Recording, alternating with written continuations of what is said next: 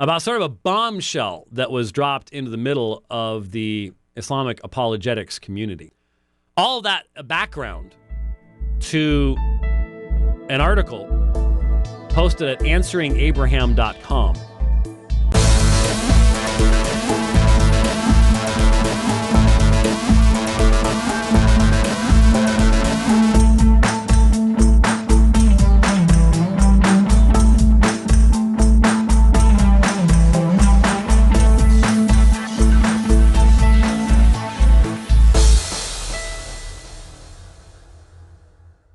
Hey guys, welcome to answeringabraham.com. My name is Mark Bennett, or you can just call me DK. I'm the creator and the founder of this blog.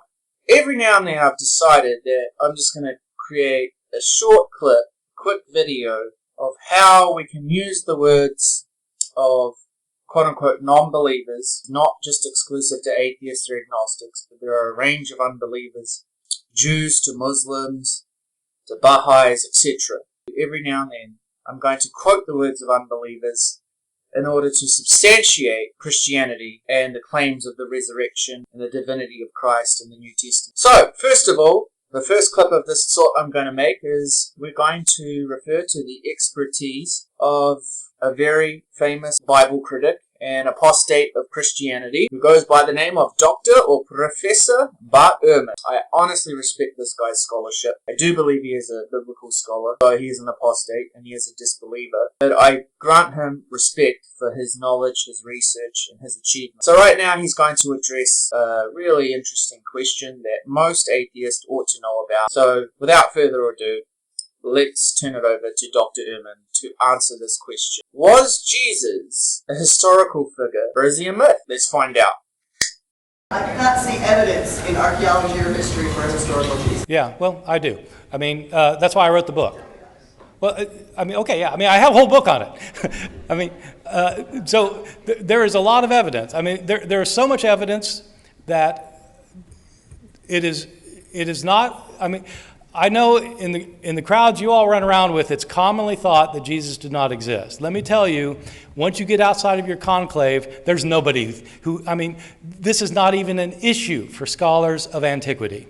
It is not an issue for scholars of antiquity. There is no scholar in any college or university in the Western world who teaches classics, ancient history, New Testament, early Christianity, any related field who doubts that Jesus existed.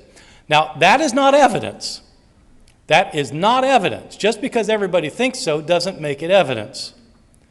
But if you want to know about the theory of evolution versus the theory of creationism, and every scholar in every reputable institution in the world believes in evolution, it may not be evidence, but if you've got a different opinion, you better have a pretty good piece of evidence yourself. The reason for thinking Jesus existed is because he is abundantly attested in early sources. That's why. And I give the details in my book.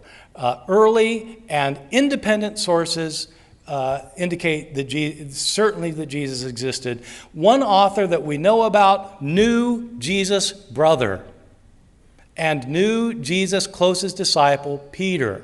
He's an eyewitness to both Jesus' closest disciple and his brother.